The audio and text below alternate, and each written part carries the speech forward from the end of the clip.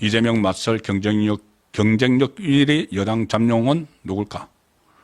양자 대결, 가상 양자 대결, 여론조사 결과가 나왔기 때문에 그것을 토대로 몇 가지 의미 있는 점이 있어서 소개를 드리겠습니다. 자, 새해가 되면은 연초에 여러 가지 여론조사가 쏟아지는데 뭐 정당 지지율 조사 이런 것은 제가 어제 충분히 설명을 드렸고 지금 조기 대선을 가정을 해서 여론조사들이 실시가 되고 있는데 주로 이렇게 전부 다 세워서 이 중에서 누가 차기 대통령감으로 적합한가 물으면은 이재명이 뭐 1위죠. 압도적이라는 표현을 언론에서 썼는데 압도적이 아닙니다. 지금 이재명은 이 대선 때 47.83% 받았죠. 2022년에. 그런데 지금은 30%대입니다. 혼자서 이제 30%대 받는데 제가 거기서 숨은 메시지를 설명을 드렸죠. 보통 35% 이렇게 나온다고 치면은 그 35%만큼 지지 후보 없다 또는 무응답청이 있습니다.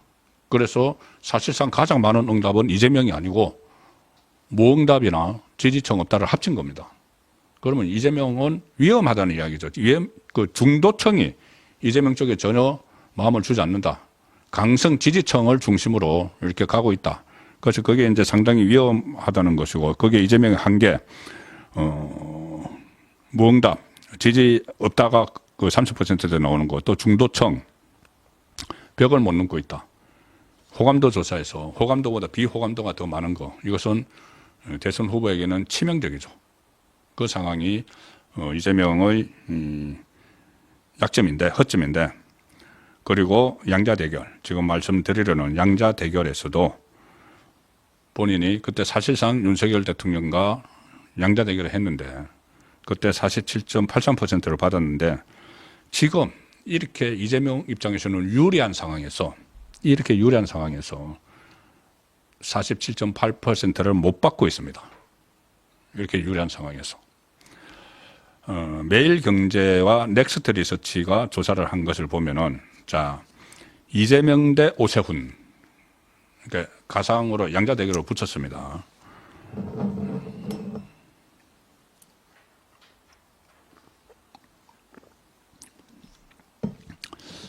그리고 이재명 대 홍준표, 이재명 대 한동훈 이렇게 붙였습니다. 가장 이 상황에서 별 차이는 없지만은 그래도 이 오세훈, 홍준표, 한동훈 중에서는 현재 시점에서는 오세훈이 가장 경쟁력이 있다. 그거 나왔습니다. 뭐냐면은 이재명 44대 오세훈 30. 오세훈 30. 그 다음에 홍준표는 이재명 47. 이재명이 좀 많이 올라가죠. 홍준표는 28. 오세훈보다 2%가 작습니다. 그 다음에 이재명 대 한동훈. 이재명 46. 그런데 한동훈은 23. 오세훈보다 7%포인트나 작죠. 그러니까는 오세훈, 홍준표, 한동훈 순으로 지금 경쟁력이 있다는 그 결과고, 또 하나는 이 동아일보와 리서치 조사가 있는데 여기서도 거의 비슷합니다. 이재명 48.7대 오세훈 21.9, 이재명 47.6대 홍준표 20.5, 이재명 48.0대 한동훈 16.7. 자, 두 가지를 읽을 수가 있죠. 지금 국민의힘에서는 뭐 뚜렷하게 올라가는 사람은 없지만 어쨌든 그 중에서 두 1대1 가상 대결에서 그래도 오세훈이 가장 경쟁력이 높은 걸로 나타나고 그 다음에 홍준표, 그 다음에 한동훈 순이다는 것 하나. 하나는 이재명이 누구와 가상 대결을 해도 44, 47, 46, 48.7, 47.6 이렇게 받으니까 그때 특히 이 매일경제조사에서는 이 세 명과 다 해도 대선 때 얻은 47.83%를 받지 못하고 있다.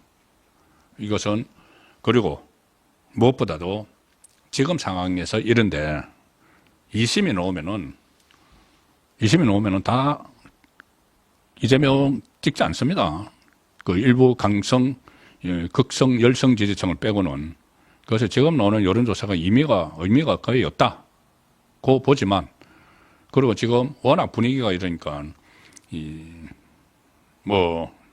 전화 응답은 조사 같은 데서는 제대로 응답이 잘 안 나올 수도 있죠. 그래서 지금 나온 여론조사를 믿을 수 없다는 그 말도 저도 부분적으로 동의를 합니다. 그런데 어쨌든 이 추세는 읽을 수가 있으니까는 제가 여론조사 내용을 설명을 드리는 겁니다.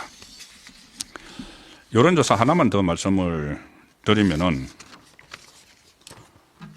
TK, 자 대구 경북은 이 보수의 텃밭이라고 하죠. 여기서도 일단은 이재명이 앞서간다는 조사가 나왔습니다.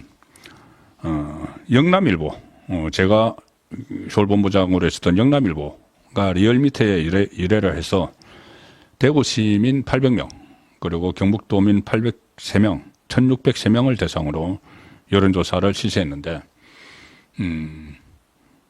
갤럽이나 이렇게 전국 단위로 여론조사를 해서 대구, 경북에서는 누가 1위다 이렇게 이야기를 할 때는 보면은 전체 1000명의 샘플 중에서 대구, 경북은 100명이 채 안 잡힙니다. 100명을 가지고 누가 1위다, 2위다 이렇게 이야기를 하죠.